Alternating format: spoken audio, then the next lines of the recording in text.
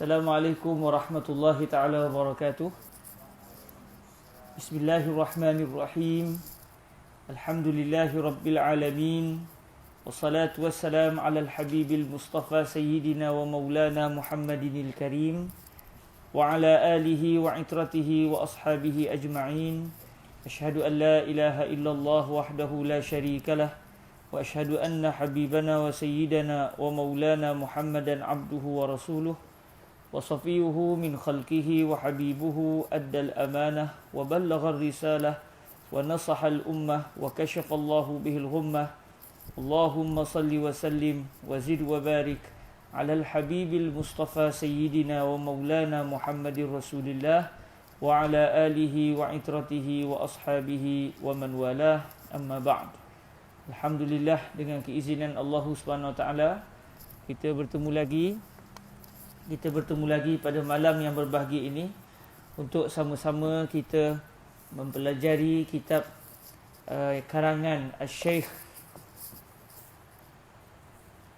Salim bin Abdullah bin Sa'd bin Abdullah bin Sumair Al-Hadrami Asy-Syafi'i radhiyallahu taala anhu yang meninggal dunia pada tahun 1271 Hijriyah dan dikebumikan di Tanah Abang, Jakarta, Indonesia, menerusi kitab beliau Safinatun Najati Fima Yajibu 'alal 'abdi li Maulah.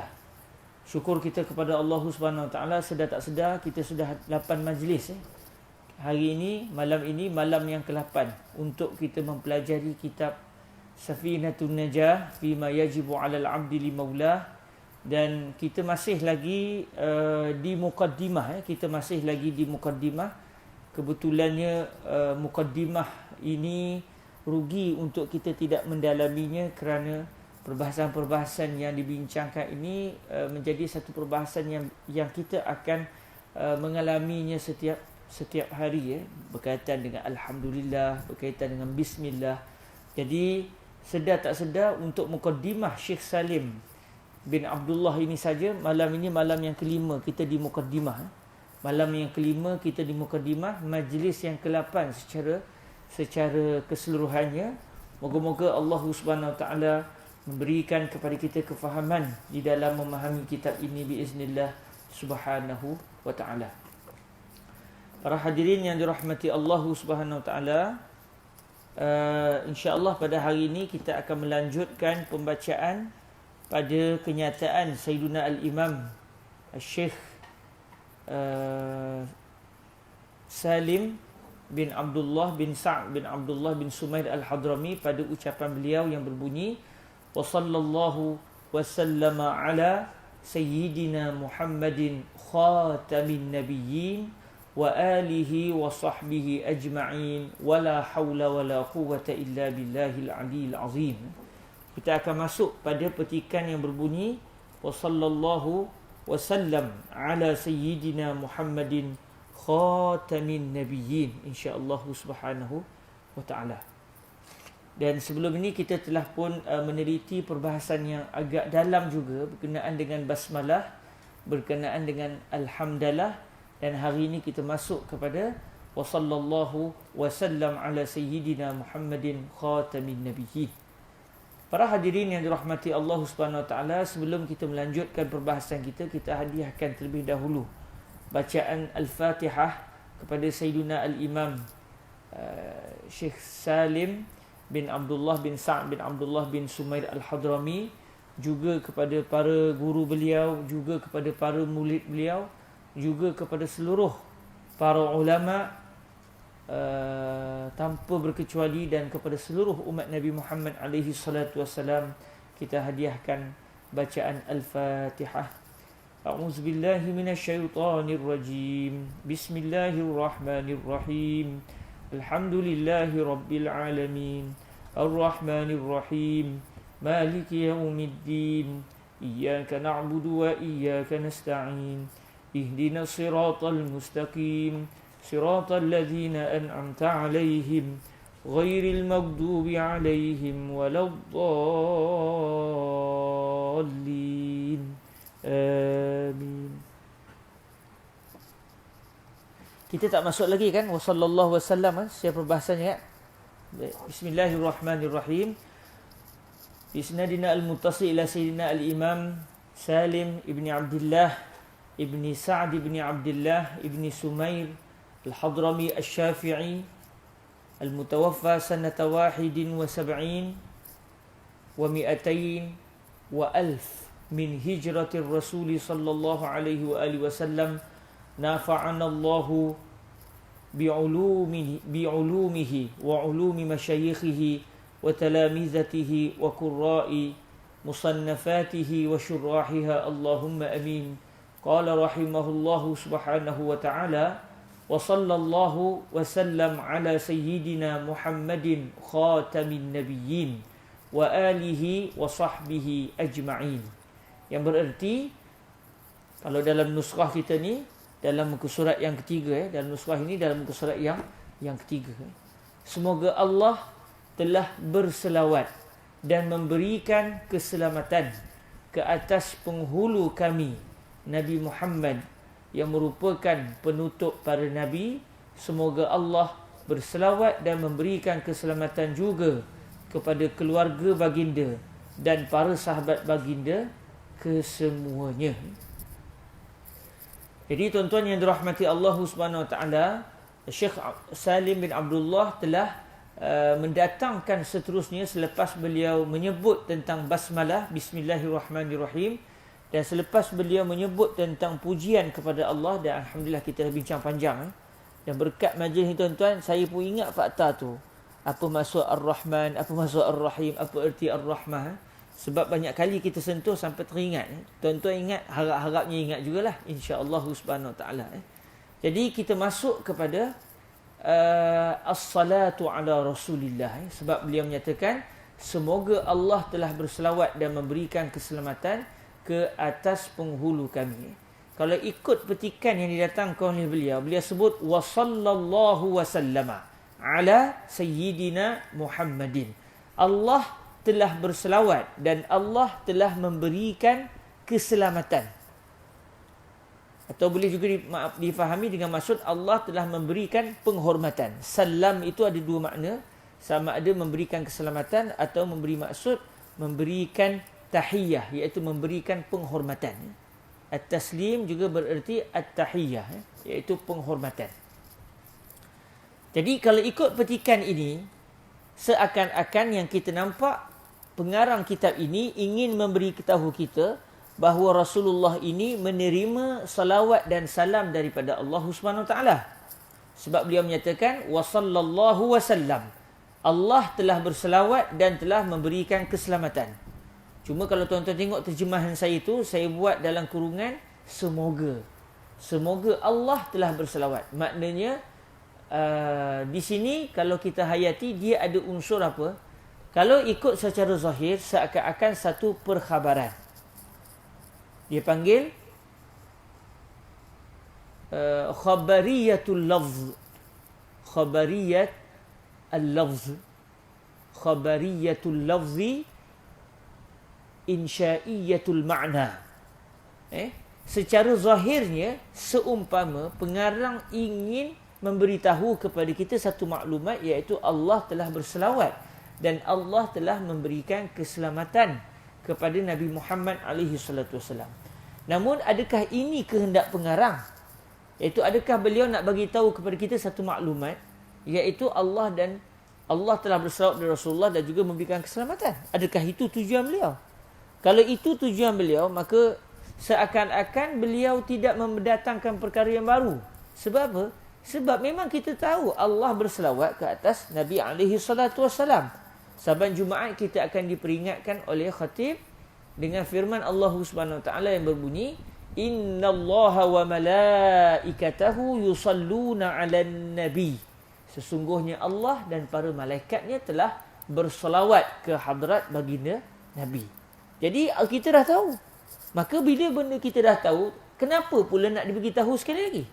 Okey, maknanya secara zahir seakan-akan pengarang nak bagi tahu kepada kita, dan kalau inilah kehendak beliau, maka seakan-akan tidak mendatangkan faedah yang baru kepada kita. Sebab memang kita dah tahu Allah berselawat ke atas baginda Nabi.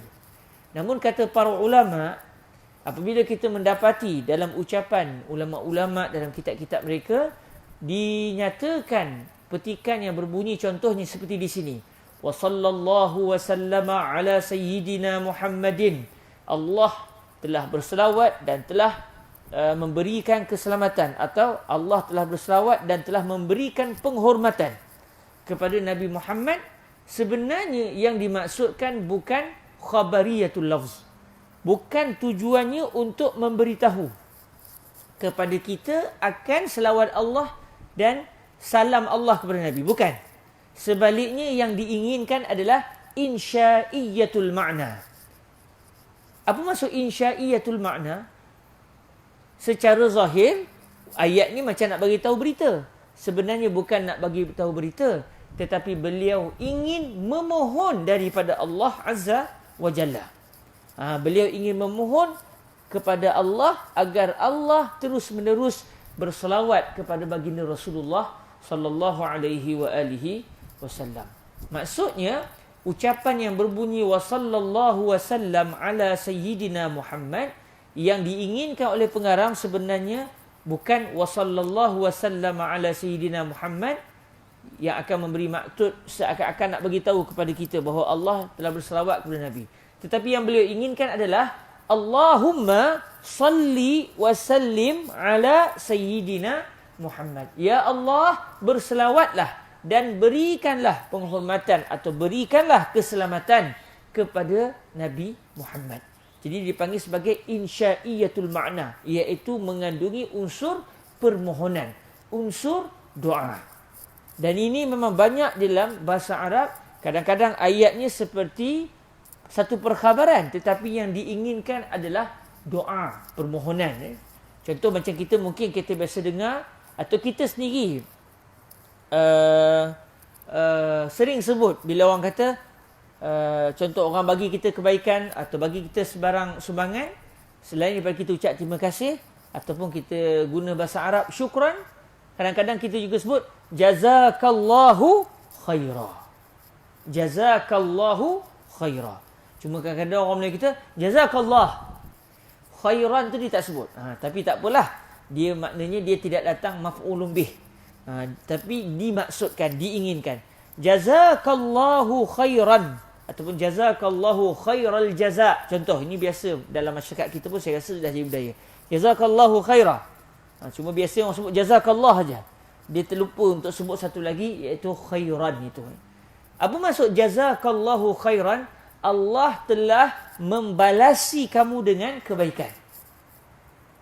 Allah telah membalasi anda dengan memberikan kebaikan kepada anda.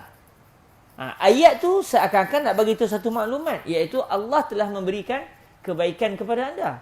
Tapi dia tahu mana Allah telah bagikan kebaikan kepada orang tu? Dia tahu mana?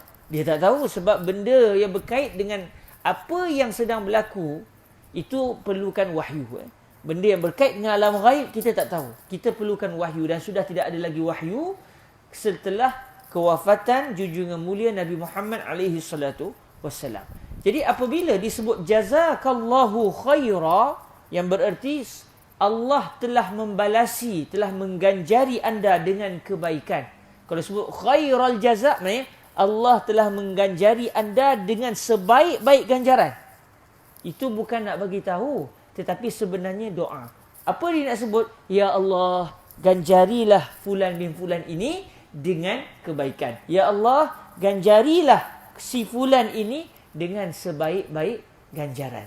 Jadi dalam bahasa Arab sangat banyak ayat secara zahirnya seakan-akan nak bagi tahu satu perkhabaran. Dia panggil khabariyatul lafzi. Seakan-akan nak bagi tahu satu perkhabaran, tetapi yang diinginkan sebenarnya adalah doa. Contoh kita kata radhiyallahu anhu. Setiap kali kita contoh an Anas bin Malik radhiyallahu anhu, qala al-Imam Syafi'i rahimahullah. Ini semua contoh-contoh ayat dalam bahasa Arab yang secara lafaznya, zahirnya seakan-akan kita nak bagi tahu. Bila kita kata contoh al-Imam Asy-Syafi'i rahimahullah ataupun radhiyallahu anhu, maknanya kita nak bagi tahu secara zahirnya macam kita nak bagi tahu Imam Asy-Syafi'i Allah telah merahmati beliau. Tahu mana kita Allah telah merahmati Al-Imam Asy-Syafi'i? Secara yakin, tak tahu kita. Walaupun berat hati kita, takkanlah Allah tidak merahmati Al-Imam Asy-Syafi'i. Itu secara zon kita, secara sangkaan kuat kita. Baik sangka kita kepada Al-Imam Asy-Syafi'i. Namun, yakinkah kita Allah telah merahmati Al-Imam Asy-Syafi'i? Tak yakin. Yakinkah kita dengan 100% keyakinan? Tak pasti. Sebab ia berkait dengan perkara gaib. Jadi, habis itu bila kita sebut Al-Imam Asy-Syafi'i rahimahullah ataupun Al-Imam Asy-Syafi'i radhiyallahu anhu ataupun Sayyidina Anas bin Malik radhiyallahu anhu, tahu mana kita Allah telah meridai, telah merahmati kepada si fulan bin si fulan. Sebab ayat tu macam nak bagi tahu. Tetapi sebenarnya yang diinginkan adalah berdoa kepada Allah. Bila kita sebut Al-Imam Asy-Syafi'i rahimahullah, sebenarnya yang kita inginkan adalah Al-Imam Asy-Syafi'i, ya Allah, irham sayyidana al-Imam Asy-Syafi'i. Al-Imam Asy-Syafi'i, ya Allah, rahmatilah Al-Imam Asy-Syafi'i. Lepas tu kita pun sambung cerita kita. Telah berkata dalam kitab ni sekian.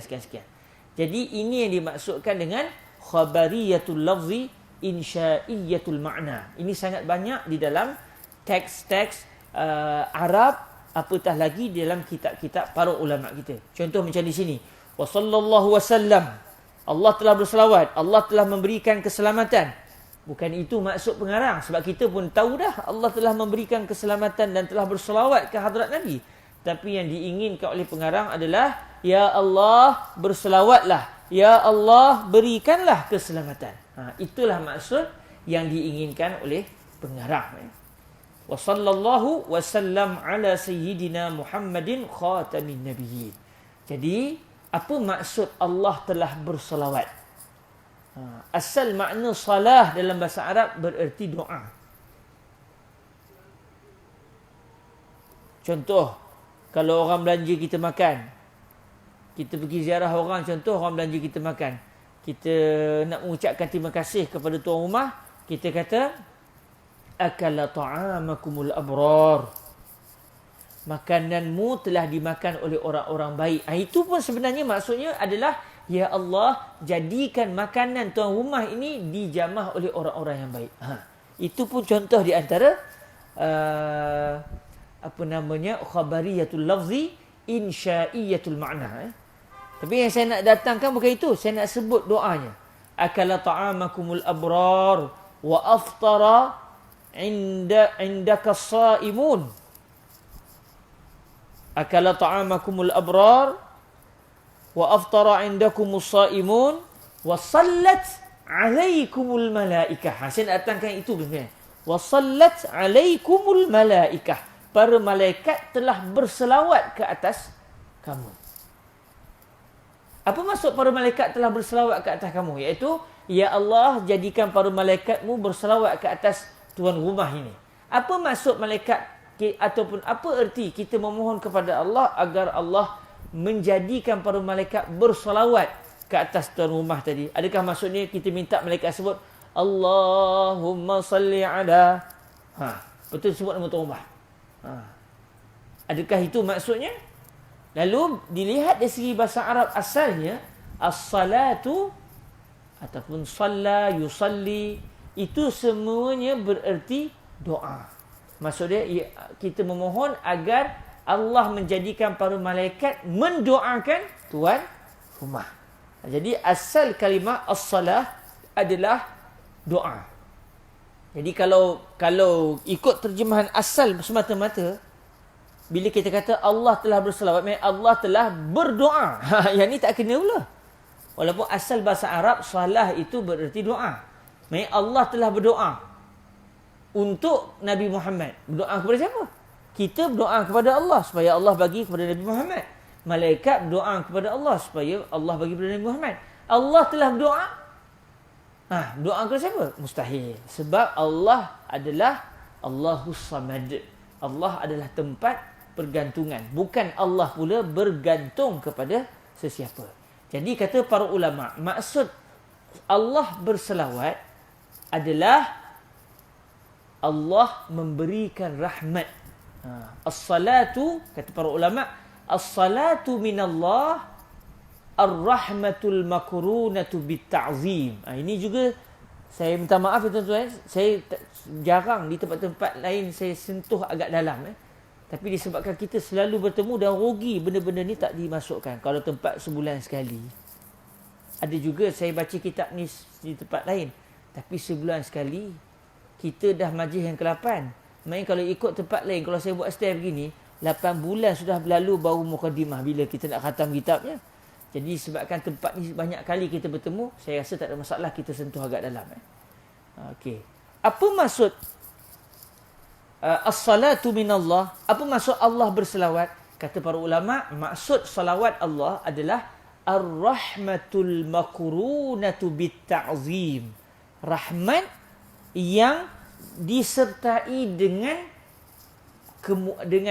penghormatan. Sebab ar-rahmah kita dah tahu dah apa erti ar-rahmah. Sebab masa kita sebut bismillahirrahmanirrahim, kita dah tahu apa erti ar-rahmah. Ar-rahmah asalnya riqatul qalbi wa ni'tafun taqtadi tafaddula wal ihsan. Apa maksud ar-rahmah asalnya? Hati menjadi nipis dan hati menjadi bengkok. Lalu pemilik si hati yang telah menipis dan membengkok itu memberikan kurniaan dan melakukan kebaikan kepada orang yang dalam kesusahan yang dia terkesan dengan orang itu. Itu asal ar-rahmah. Tetapi ia mustahil bagi Allah Azza wa Jal, sebab seakan-akan Allah ada pula anti jantung ni. Itu mustahil. Sebab Allah tidak beranggota tubuh seperti kita. Baru ni timbul viral lah. Allah pun makhluk halus. Dia kadang-kadang mungkin dia nak kabur Tuhan tu tak dilihat. Tapi dia nak cari ayat tu tak jumpa gambarnya. Dia pun kata Allah pun makhluk halus. Mungkin maksud makhluk, saya pun tak tahulah apa yang diinginkan oleh orang bercakap tu. Mungkin maksud makhluk yang diinginkan tu benda wujud. Sedangkan makhluk yang kalau ikutnya makhluk berarti yang diciptakan. Dia ada khaliqun, dia ada makhluk. Dia ada khaliq, pencipta, iaitu Allah. Selain pada pencipta, siapa dia? Alam. Alam ni apa dia? Makhluk yang diciptakan. Jadi bila yang bercakap tersebut Allah pun makhluk halus, maknanya orang faham makhluk apa dia? Makhluk ni memang yang diciptakan. Jadi ni orang kata kalimah ni kalimah yang membawa kepada kekufuran. Sebab zahir kalimah dia nak kata Allah ni diciptakan oleh sesuatu.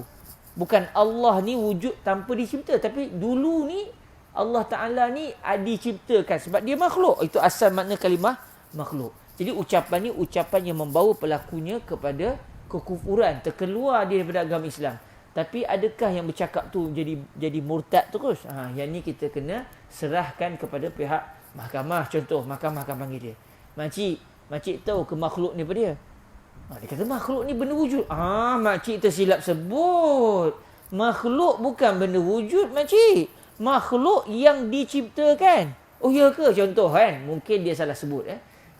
Allah bukan makhluk. Apatah lagi makhluk halus. Bila sebut makhluk halus yang kita tahu ni hantu lah kan. Hantu, jin tu makhluk halus. Makhluk yang tidak dapat dilihat dengan mata kasar. Mungkinlah dia tersasul. Nak sebut benda lain, tersebut benda lain. Atau mungkin perbendaharaan dia dalam bahasa Melayu kurang. Contoh, dia faham makhluk benda hidup, sedangkan makhluk bererti yang diciptakan. Sekejap saya nak tengok kamus Dewan. Dia kalau bahasa Arab dia ada kamus Lisanul Arab, lidah orang Arab. Lidah orang Arab, nama kitab Lisanul Arab tu lidah lah. Lisan ni maksud lidah. Kita pun kata lisan tapi panjang ni tuan-tuan, itu baru lisannya. Kita lisan Melayu kita terbaik ni je. Kamus Dewan lah. Sekejap nak tengok kejap. Apa maksud makhluk dalam kamus Dewan? Kok makhluk berarti benda yang wujud ke? Lain macam. Segala yang dijadikan Tuhan. Nampak? Kamus Dewan pun beritahu. Makhluk berarti segala yang dijadikan Tuhan. Seperti manusia, binatang dan lain-lain. Maknanya mungkin yang bercakap tu salah. Dia nak sebut benda lain lalu dia tersasul mungkin. Kadang-kadang dalam cakap kita tersasul. Bahkan ada hadis yang biasa kita dengar satu orang yang dia ini hilang di padang pasir. Dia sesat di padang pasir. Makanan dia semuanya letak di atas badan seekor unta tunggangan dia. Lantas unta dia hilang. Dia bangun-bangun tidur. Udah mana untanya? Mana makanannya? Habislah tuan-tuan. Macam kita biasa dengar, Kalau dah hilang di padang pasir, tak ada pula makanan, ertinya apa? Qalu. Dia nak pergi mana? Mana ada boleh call orang zaman dulu. Maka Nabi menyatakan tiba-tiba unta dia tidak semena-mena datang kat dia. Dalam keadaan dia sudah putus harapan. Lalu dia sangat gembira sampai dia sebut apa? Terima kasih ya Allah. Dia mengucapkan syukur pada Allah. Fa innaka 'abdi wa ana rabbuk. Dia punya seronok tu, dia kata, sesungguhnya dikau ya Allah adalah hamba-Ku dan aku adalah Tuhanmu. Sabqul lisan, tersasul. Tapi adakah orang tu kufur? Tidak, sebab dia tersilap sebut. Dan dia pun kalau kita kata, kul marasanya anta rabbullah wallahu abduk. Kamu jadi Tuhan Allah dan Allah pula jadi hamba kamu. Dia kata, astagfirullah, aku salah sebut. Jadi orang salah sebut ni tidaklah sampai terkeluar daripada agama Islam. Sebab tu ucapan itu ucapan kufur. Tapi adakah seseorang yang mengucapkan ucapan kufur terus jadi kafir? Tak tentu. Itu perlu dirujuk kepada pihak mahkamah. Mahkamah akan cek dia apa yang kamu faham, apakah yang kamu maksudkan. Mungkin dia tersilap. Baik, balik kepada cerita kita tuan-tuan yang dirahmati Allah Subhanahu Wa Taala. Itu erti ar-rahmah. Riqatul qalbi wa na'itaf taqtadi tafaddul wal ihsan. Jadi ia mustahil bagi Allah Subhanahu Wa Taala sebab dia membawa kepada seakan-akan Tuhan pula ada jantung yang berdegup. Lepas tu jantung Tuhan berubah disebabkan terkesan. Maknanya kita pula boleh memberikan tekanan kepada Allah. Tak, ini mustahil. Habis apa maksud rahmah? Macam telah kita sebut sebelum ni, yang dimaksudkan dengan ar-rahmah adalah sama ada iradatul ihsan wa iradatul tafaddul, ataupun maksud rahmah adalah ihsanullah wa tafaddulullah. Sama ada maksud ihsan ini adalah, maksud rahmat ini adalah Allah inginkan memberi, Allah mahu memberikan ihsan, memberikan kurniaan kepada orang tersebut, atau maksudnya Allah memang memberikan ihsan. Sama ada Allah berkeinginan atau memang Allah memberikan ihsan. Dan telah kita bincang panjang, bukan maksud yang awal-awal. Sebab asal kalimah ar-rahmah ertinya teremosi. Lalu emosi, kesedihan itu membawa kepada bersikap baik. Terkesan, teremosi itu mustahil bagi Allah. Tetapi yang dimaksudkan dengan ar-rahmah adalah memberikan kurniaan. Cuma apa pula as-salatu minallah? Apa erti as-salah minallah? Rahmat yang tadi tu iaitu memberikan kebaikan, memberikan kurniaan, tetapi bukan semata-mata memberikan kurniaan. Pemberian dengan disertai dengan at-ta'zim, iaitu apa erti at-ta'zim? Penghormatan. Allah memberikan kurniaan kepada Nabi dalam keadaan Allah memberikan penghormatan kepada Nabi. Sebab tak tentu juga kita memberikan kurniaan tetapi ada unsur penghormatan. Mungkin kita bagi bantuan tapi tak ada pula dalam cara kita itu ada unsur kita memuliakan dia. Mungkin yang ada kita hanya kesian ke dia. Jadi tidak berlaku at-ta'zim. Jadi ar-rahmah bererti memberikan kurniaan tetapi dalam masa yang sama ada unsur memuliakan. Jadi setiap salah daripada Allah adalah rahmat Allah. Tetapi bukan semua rahmat Allah bererti salawat Allah. Sebab salawat bererti rahmat yang disertai dengan penghormatan. Jadi semua salawat daripada Allah adalah rahmat. Tetapi bukan semua rahmat Allah adalah salawat daripada Allah Subhanahu Wa Taala. Sebab rahmat berkemungkinan disertai dengan penghormatan atau tidak disertai dengan penghormatan. Jadi kalau kita nak tulis dalam bahasa Arab, kita boleh kata fakullu salati minallahi rahmatun wa laysa kullu rahmatin minallahi salatan. Semua salawat daripada Allah bererti rahmat. Tetapi bukan semua rahmat daripada Allah itu adalah salawat daripada Allah Azza wa Jalla. Jadi maksudnya Allah berselawat ke atas Nabi yang kita dengar setiap hari Jumaat tu. Dan setiap hari kita akan berselawat. Kita kata, Ya Allah, berselawatlah ke atas Nabi Muhammad. Maksudnya kita nak kata, Ya Allah, kurniakanlah rahmatmu ke atas Nabi Muhammad dengan disertai dengan penghormatan, disertai dengan penghormatan daripadamu kepada Nabi Muhammad sallallahu alaihi wa alihi wasallam. Itu maksud Allah bersalawat ke hadrat Nabi Muhammad sallallahu alaihi wa alihi wasallam. Jadi bila Allah kata innallaha wa malaikatahu yusalluna 'alan nabi, sesungguhnya Allah telah berselawat dan telah berselawat ke atas Nabi, maksudnya Allah telah memberikan rahmat, memberikan kurniaan kepada baginda Nabi dengan disertai oleh kemuliaan daripada Allah kepada Nabi. Kata para ulama, apa pula maksud malaikat berselawat kepada Nabi? Sebab Allah Ta'ala sebut innallaha wa malaikatahu yusalluna 'alan nabi. Kalau Allah berselawat kepada Nabi, berarti Allah memberikan kurniaan kepada Nabi. Malaikat berselawat, adakah malaikat memberikan kurniaan? Tak. Malaikat tak memberikan kurniaan kepada Nabi. Apa maksud malaikat berselawat kepada Nabi? Dia kembali kepada asal makna bahasa Arab. Salawat, as-salatu bererti ad-du'a. Malaikat meminta daripada Allah untuk Nabi. Cuma kata para ulama, maksud malaikat berselawat kepada Nabi iaitu malaikat memohon keampunan untuk Nabi.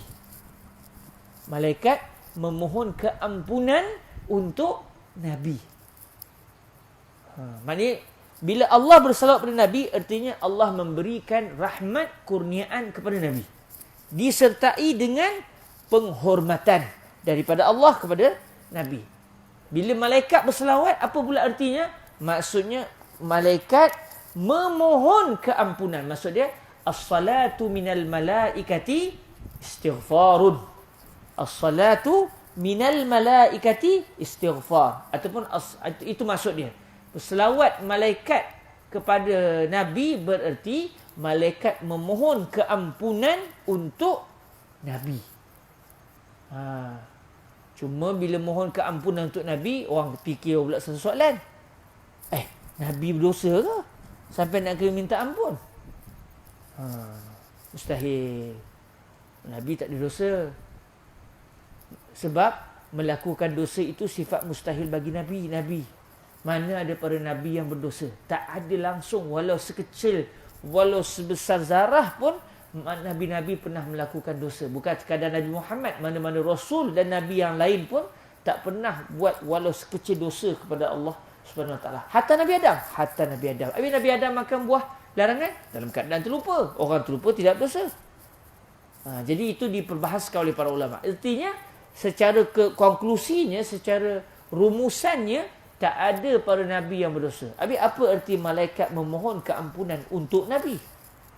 Lalu kata guru saya Fadilatul Syekh Yusri bin Rushdi Al-Hasani, maksud malaikat memohon keampunan untuk Nabi adalah malaikat memohon kepada Allah agar Allah mengampunkan kesilapan mereka yang sudah tersalah di dalam menunaikan hak kepada Nabi. Maksud dia, istighfar malaikat kepada Nabi bukan disebabkan dosa Nabi. Nabi tak ada dosa. Tetapi memohon keampunan kepada kita yang kadang-kadang tidak menunaikan hak yang sepatutnya kepada Nabi. Itu maksud malaikat memohon keampunan untuk Nabi. Maksud dia untuk mereka yang tersalah di dalam menunaikan hak kepada Nabi. Orang sebut cakap lebih kurang tentang Nabi di kalangan umat Islam. Dia mungkin tersalah, dia mungkin tak tahu yang dia tu salah cara cakap begitu tu. Sebab tu kata guru saya Fadilatul Syekh Yusri bin Rushdi Al-Hasani, orang yang nak hurai sabdaan Rasulullah, dia kena beradab dengan Nabi. Kalau dia tak reti adab dengan Nabi, jangan hurai sabdaan Nabi. Sebab dia akan hurai macam dia faham Nabi tu seperti orang lain. Dia akan cakap tak ada bahasa lapik untuk Nabi. Sedangkan yang dia nak cerita ini bukan orang biasa. Bukan wali Allah ni. Bahkan merupakan ketua bagi seluruh para Nabi dan para Rasul. Maknanya kedudukan yang sangat-sangat tinggi. Tak ada makhluk yang lebih tinggi kedudukannya daripada kedudukan Rasulullah SAW. Maka bila bicara tentang sabdaan Nabi, nak cerita tentang hadis Nabi, nak cerita tentang sejarah Nabi, ini orang yang dia kena betul-betul sedar diri. Dia siapa? Nabi siapa? Sebab kadang-kadang dalam kita membaca ayat-ayat Nabi, sabdaan Nabi, kadang-kadang mungkin kalau ikut semata-mata bahasa tu, kita kata, ya betul. Contoh, Rasulullah pernah sebut, sakilatka ummuka ya Muaz. Ibumu menjadi janda wahai Muaz. Sakilatka ummuka ya Muaz. Maksudnya kalau saya tak silap, sakilatka ummuk, matilah ibumu wahai Muaz. Adakah Nabi mendoakan kematian, kehancuran untuk ibu Sayyidina Muaz? Tak. Jadi kena tengok balik, apa maksud Nabi ni? Sebab kalau ikut ayat dia, tak betul. Tapi ini ucapan Nabi. Takkan Nabi cakap benda yang tak sesuai. Contoh lagi, Nabi pernah sebut pada Sayyidina Bilal, taribat yaduk, atau kepada Sayyidina Bilal atau kepada seorang sahabat Nabi yang lain. Bertanahlah tanganmu. Maksud bertanahlah tanganmu apa? Kamu tak akan dapat apa-apa melainkan tanah je. Habis harta kamu. Miskinlah kamu, maksud dia.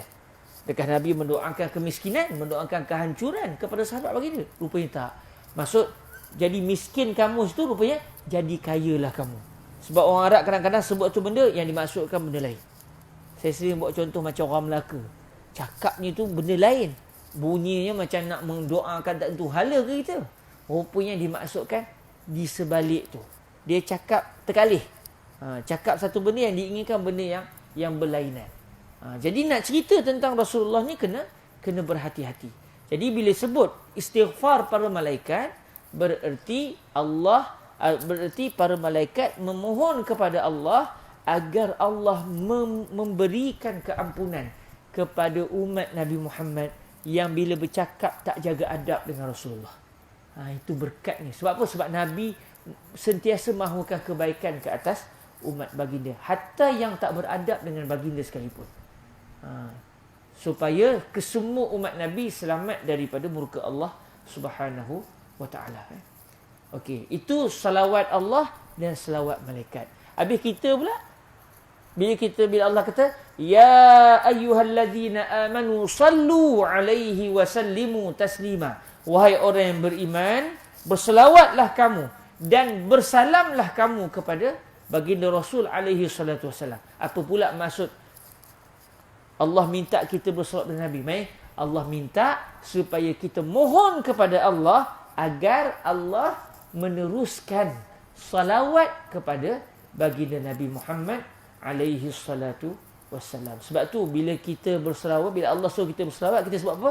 Allahumma salli wa sallim ala sayyidina Muhammad. Ya Allah, berselawatlah dan berikanlah keselamatan atau berikanlah penghormatan kepada Nabi Muhammad sallallahu alaihi wa alihi wasallam. Itu maksud. Maknanya salawat Allah lain maknanya, salawat malaikat lain maknanya, selawat kita pula lain maknanya. Walaupun ketiga-tiganya menggunakan kalimah selawat. Allah berselawat, malaikat berselawat, kita pun berselawat. Berkongsi kalimah je tetapi maknanya berbeza. Silakan tuan.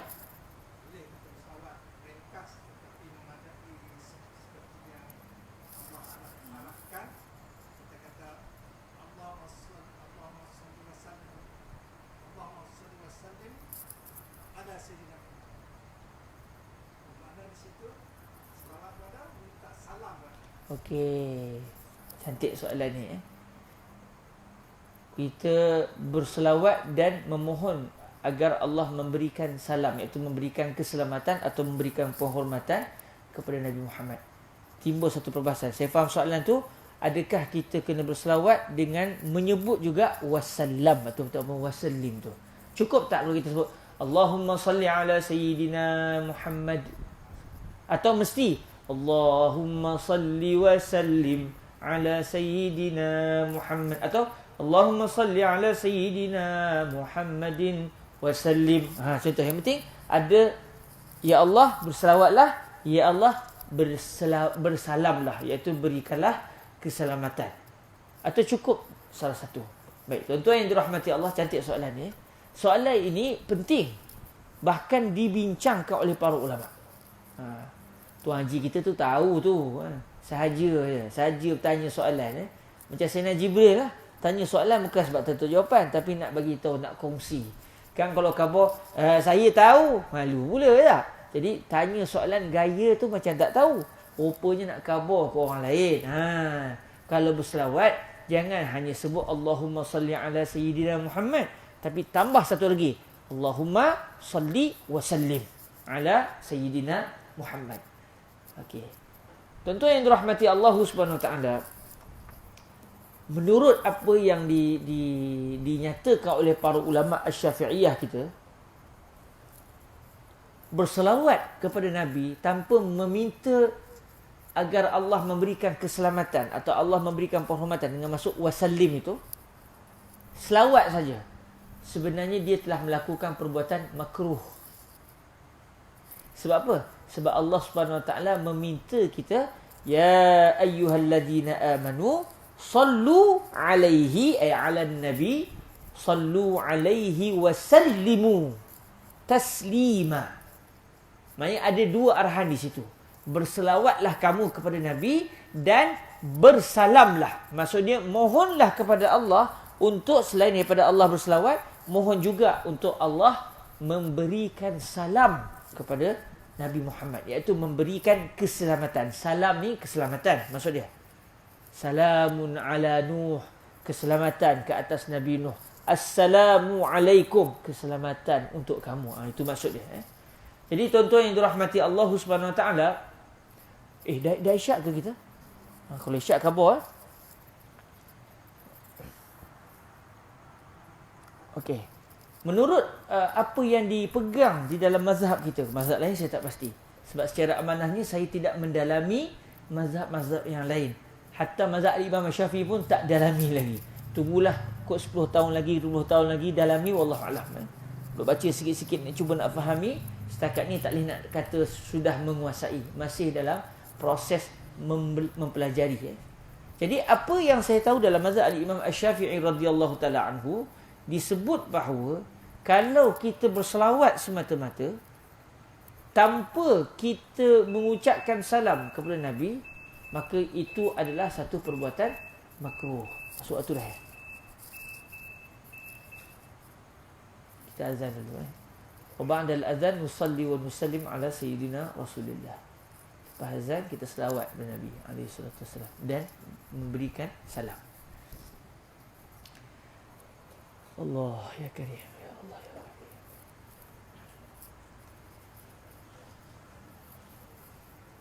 Bismillahirrahmanirrahim. Allahumma shalli ala Muhammad wa ala alihi wa sahbihi wa sallam. Allahu akbar, Allahu akbar, asyhadu an la ilaha illa Allah. Allahu akbar, Allahu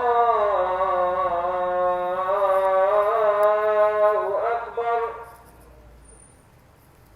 Allahu akbar,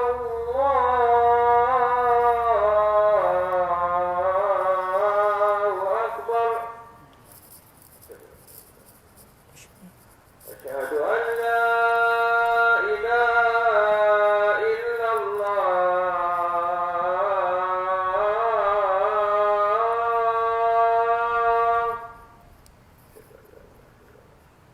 Asyhadu an la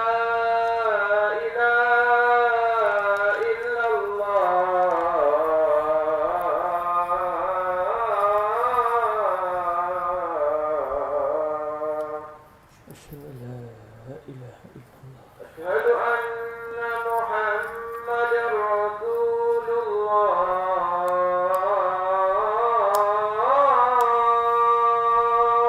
أشهد أن سيدنا محمد رسول الله. أشهد أن محمد رسول الله.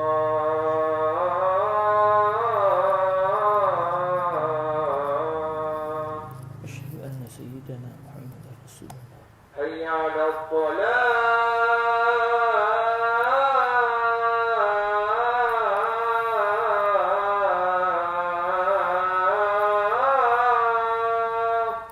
لا حول ولا قوة إلا بالله. حي على الصلاة.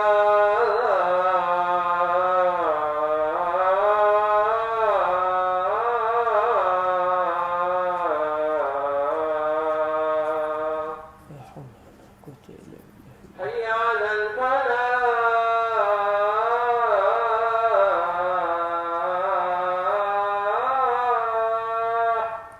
لا حول ولا قوة إلا حي بالله. على الفلاح.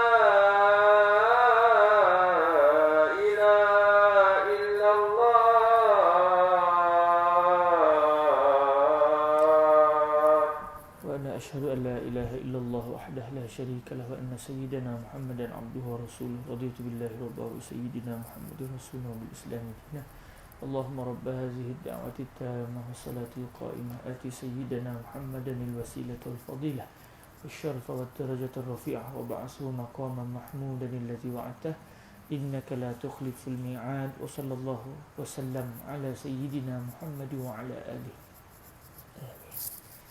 Tuan-tuan yang dirahmati Allah Subhanahu Wa Taala, kita pun tadi pun lepas selawat ya. Berselawat kepada baginda Rasul alaihi salatu wasallam tanpa kita mengucapkan wasallim ataupun wasallam, ikutlah kita kalau sebut sallallahu, ujung dia wasallam. Kalau Allahumma salli, maka wasallim. Okey. Kalau semata-mata berselawat, tidak pula memohon salam untuk Nabi alaihi salatu wasallam, maka menurut apa yang dipegang oleh para ulama kita dalam mazhab Imam Asy-Syafi'i, perbuatan itu adalah makruh. Dia adalah satu perbuatan yang makruh kerana Allah Subhanahu Wa Taala tidak meminta kita salah satu, tapi Allah minta dua-dua sekali. Maksudnya ada gesaan daripada Allah untuk kita berselawat dan memohon keselamatan atau memohon agar Allah memberikan penghormatan kepada Nabi Muhammad alaihi salatu wasallam. Ini yang dipegang oleh mutaakhiri asy-Syafi'iyah, oleh ulama-ulama mutaakhirin, ulama-ulama yang terkemudian, ulama-ulama yang agak lewat di dalam mazhab Imam Asy-Syafi'i. Tapi kalau ulama-ulama yang lebih awal, bagi mereka tak ada masalah, tak makruh pun.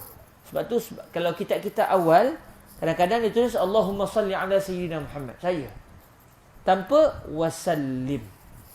Sebab ulama-ulama kita yang awal-awal, peringkat-peringkat awal, mereka berpendapat tak ada masalah pun untuk kita berselawat tidak bersalam.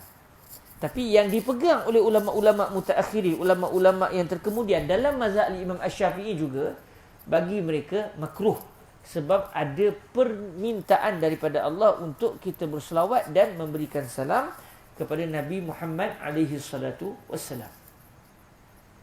Cuma kata Al-Imam Al-Bajuri radhiyallahu taala anhu ardah, ada 3 keadaan yang tidak dituntut untuk kita berselawat dan memberikan salam secara bersama kepada Nabi SAW. 3 keadaan ni tak dituntut. Tapi selain daripada 3 keadaan ni, dituntut. Yang pertama, tuan-tuan yang dirahmati Allah, berselawat tanpa mengucapkan salam tidak menjadi masalah kalau yang berselawat itu adalah Nabi Muhammad SAW. Rasulullah pun berselawat. Rasulullah pun sebut Allahumma salli ala Muhammadin. Nabi sebut. Sebab dalam sembahyang la salah illa bis salah ala Nabi alaihi salatu wasallam, tidak ada sembahyang melainkan dengan salat ke atas Nabi, iaitu berselawat kepada Nabi. Maka Rasulullah juga dalam tahiyat Nabi, Allahumma salli ala Muhammad. Nabi tak sebut sayyidina sebab Nabi seorang yang merendah diri dan Nabi menceritakan tentang diri Nabi. Maka Nabi akan sebut Allahumma salli ala Muhammad.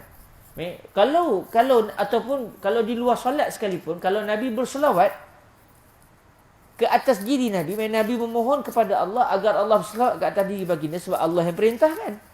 Ya ayyuhalladzina amanu sallu. Dan Rasulullah termasuk di kalangan orang yang beriman dan ketua bagi seluruh kaum muslimin. Maka Rasulullah juga berselawat. Kalau Nabi berselawat, maka tak ada masalah kalau Nabi nak berselawat tanpa memohon keselamatan. Itu yang pertama. Tapi kalau kita dituntut untuk memohon salawat agar Allah berselawat dan memohon untuk Allah memberikan salam kepada Rasulullah sallallahu alaihi wasallam. Dan yang kedua, tuan-tuan yang dirahmati Allah Subhanahu Wa Taala, sekiranya ada tuntutan ataupun ada cara tertentu yang diajar oleh Nabi supaya kita berselawat tanpa menyebut salam, maka kita akan berselawat tanpa mengucapkan salam. Contoh yang paling jelas adalah ketika di tahiyat. Suatu kita di tahiyat awal atau tahiyat akhir, kita hanya sebut Allahumma salli ala sayyidina Muhammad wa ala ali sayyidina Muhammad. Lepas tu kalau tahiyat akhir, kama sallaita ala sayyidina Ibrahim wa ala ali sayyidina Ibrahim. Tak ada pun Allahumma salli wa sallim ala sayyidina Muhammad. Sebab apa? Sebab memang Nabi ajar cara tahiyat itu tanpa sebut wasallim. Jadi apabila memang cara diajar oleh Nabi ketika solat itu sebegitu, maka kata para ulama Asy-Syafi'iyah tidak menjadi masalah, tidak mengapa kalau kita berselawat tanpa mengucapkan salam. Sebab memang begitu cara salawat dalam solat yang diajar oleh baginda Rasul alaihi salatu wasallam. Dua.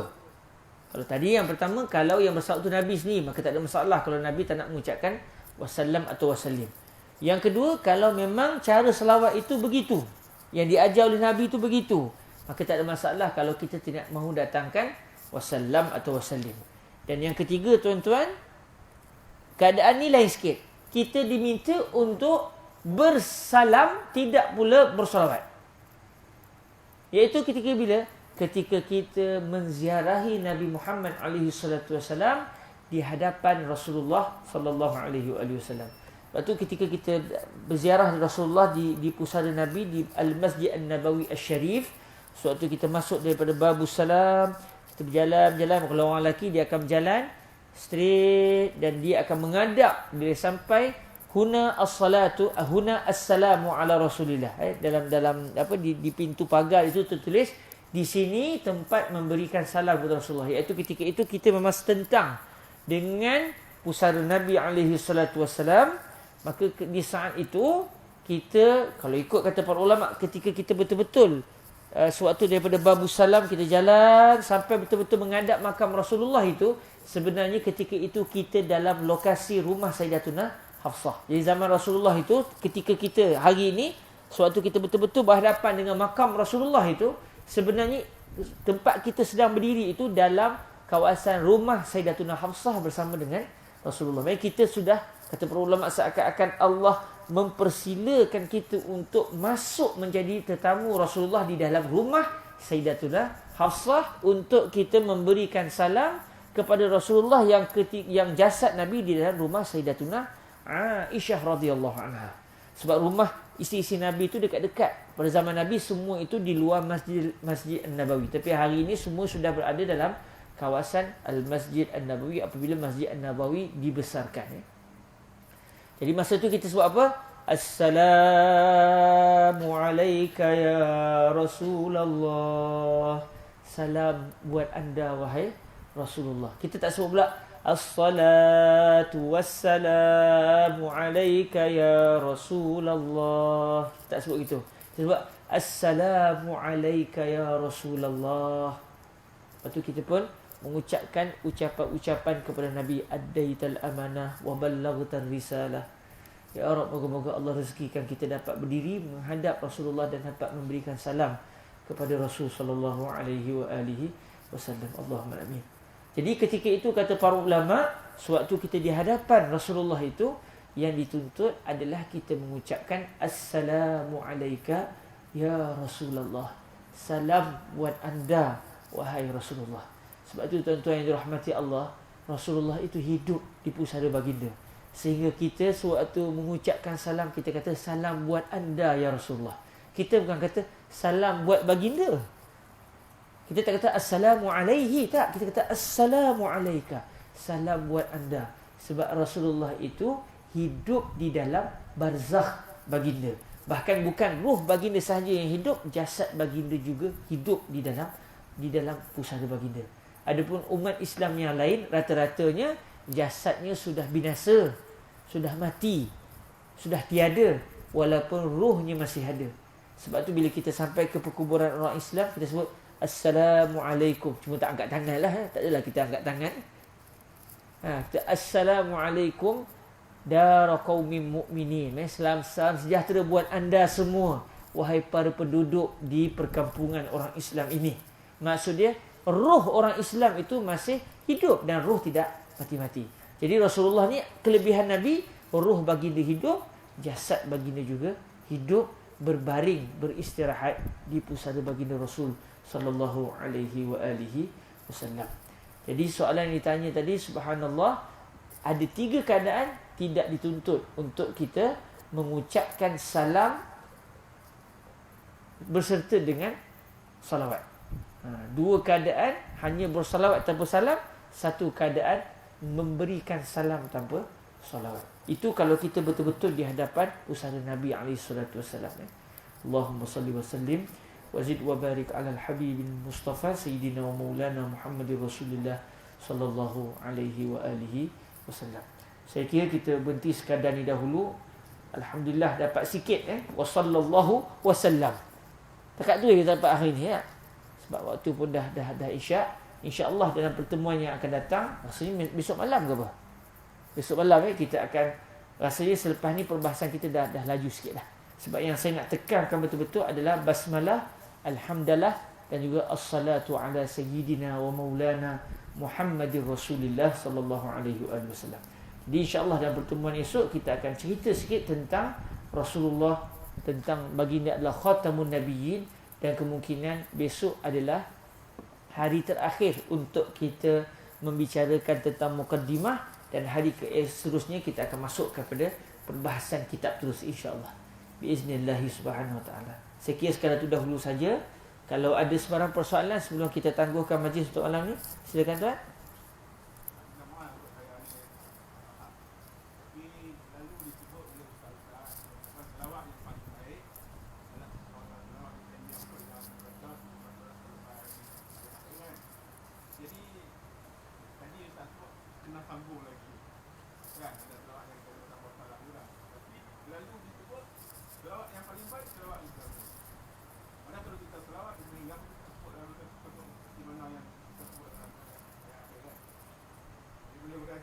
Boleh? Jazakumullah khairan. Soalan daripada Tuan Haji kita ya, subhanallah. Banyak orang sebut selawat paling terbaik adalah selawat al-Ibrahimiyah. Itu selawat yang kita baca di tahiyat akhir tu. Allahumma salli ala sayyidina Muhammad wa ala ali sayyidina Muhammad. Yang Nabi ajar Allahumma salli ala Muhammad. Cuma ada khilaf dalam mazhab kita sendiri pun ya. Ada dua pendapat. Ada yang berpendapat elok ditambah sayyidina, ada kata tak, kita buat macam yang Nabi ajar. Cuma yang banyak dipilih oleh guru-guru kami di Al-Azhar Al-Syarif ditambah sayyidina. Dan ini pandangan Al-Imam Ibn Hajar Al-Haytami ya.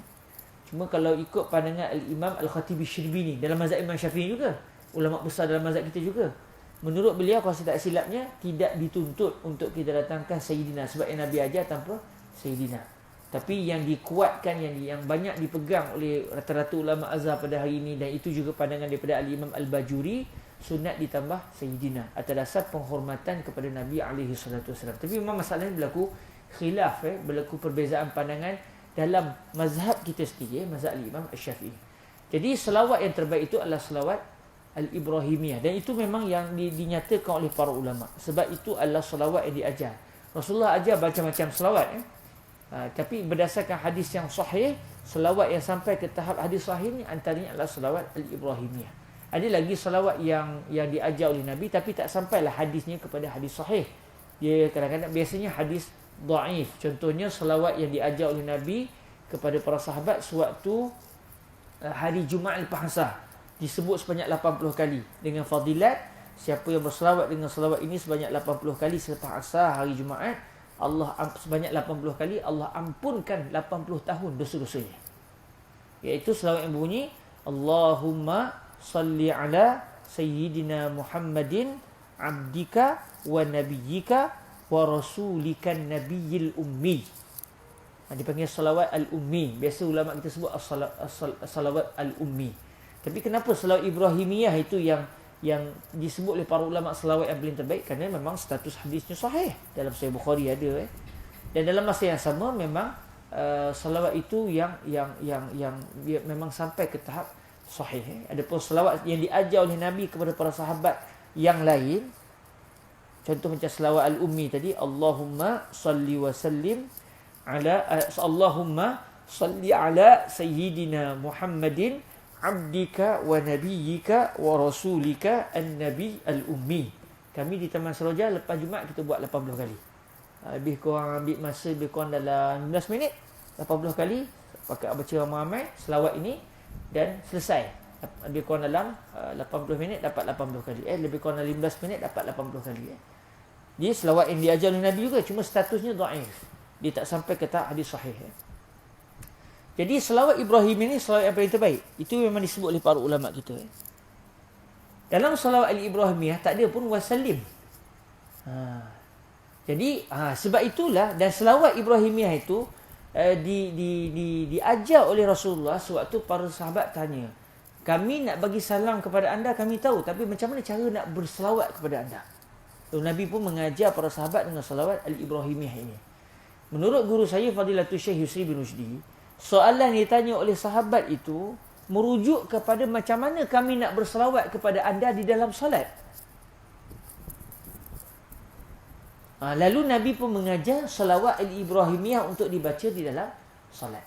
Maknanya salawat al-Ibrahimiyah salawat yang paling terbaik, dan tidak ada kalimah wasallim kerana itu yang diajar oleh Nabi kepada para sahabat. Dan kalau ikut kefahaman guru saya, itu merujuk kepada salawat yang diamalkan di dalam solat.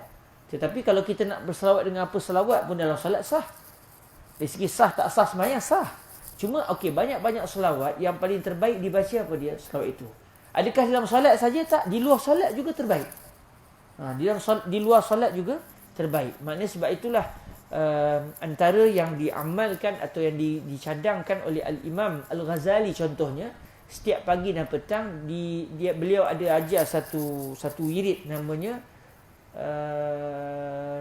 Al-Musabbi'at Al-Asharah. 10 zikir yang diulang-ulang 7 kali. Dimula dengan Al-Fatihah 7 kali, lepas tu Qul a'udzu birabbin nas 7 kali, kemudian Qul a'udzu birabbil falaq 7 kali, kemudian Qul huwallahu 7 kali, kemudian Qul ya ayyuhal kafirun 7 kali, kemudian ayat kursi 7 kali, kemudian dia kena buat baru ingat susunan tu.